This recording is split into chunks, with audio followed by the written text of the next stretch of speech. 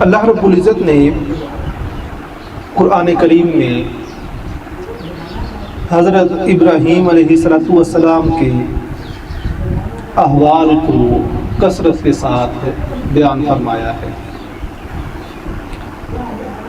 قربانی کا موقع ہے اور سنت ابراہیمی کو ہم تمام لوگ زندہ کرنے کی کوشش کرتے ہیں، تو مولانا روم اسی پہ کچھ بات سمجھانے کے لیے اپنے تئیں کوشش کرتے ہیں، اور اللہ رب العزت کی جو آیات مقدسات ہیں حضرت ابراہیم علیہ السلام کے بارے میں وہ بھی ہم پڑھتے ہیں۔ حضرت ابراہیم علیہ السلام وہ ہستی ہیں کہ جنہیں اللہ رب العزت نے جگہ جگہ پہ آزمایا ہے اور امتحان لیا ہے،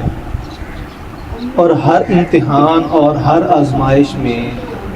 جب وہ سرخرو ہوئے ہیں اللہ تعالیٰ نے انہیں درجہ بدرجہ مزید بلندی، مزید ترقی عطا فرمائی ہے۔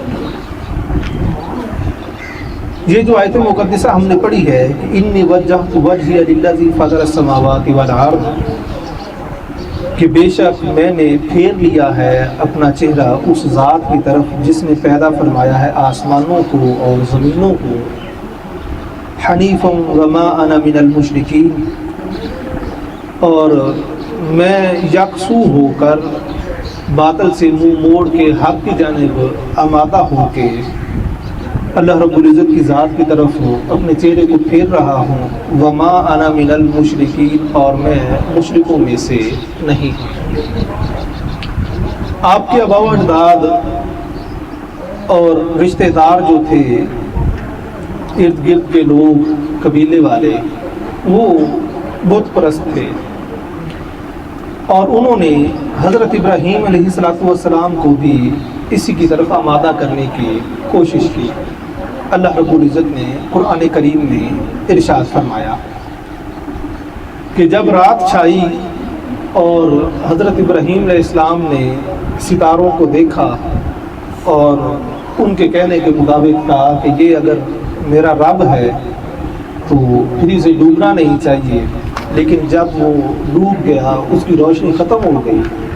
تو آپ نے فرمایا کہ لا احب الآفلین، میں ڈوب جانے والوں کو پسند نہیں کرتا۔ پھر چاند کو دیکھا کہ وہ بڑا چمکدار ہے، ستاروں سے بڑا ہے، تو جب وہ بھی غروب ہو گیا تو آپ نے اس کا بھی انکار کر دیا۔ اسی طرح سے آپ نے سورج کو دیکھا کہ یہ تو بہت بڑا ہے، اس کی روشنی بہت زیادہ تیز ہے، تو جب وہ بھی ڈوب گیا تو پھر آپ نے اپنی قوم سے کہا کہ انی بریء مما تشرکون، کہ میں اس چیز سے بری الذمہ ہوں، بیزار ہوں، جو تم مجھے کہتے ہو اس کی طرف میں آمادہ ہونے والا نہیں ہوں۔ رومی فرماتے ہیں کہ جو ظاہری آزمائش ہے، جو ظاہری اللہ رب العزت کی طرف سے امتحان ہے، وہ دیکھنے میں تو ایسے ہی ہے کہ یہ بندہ جتنی نیکی کرنے کی کوشش کرتا ہے اتنا ہی زیادہ گھرا چلا جاتا ہے، لیکن جو ایمان والا بندہ ہے، جو مومن ہے، اس کے لیے رکھا ہی یہ گیا ہے کہ جس قدر جتنا زیادہ امتحان ہوتا ہے اتنا ہی زیادہ وہ اللہ رب العزت کے قریب بھی ہوتا ہے اور اس کے اوپر مہربانی بھی ہو جاتی ہے۔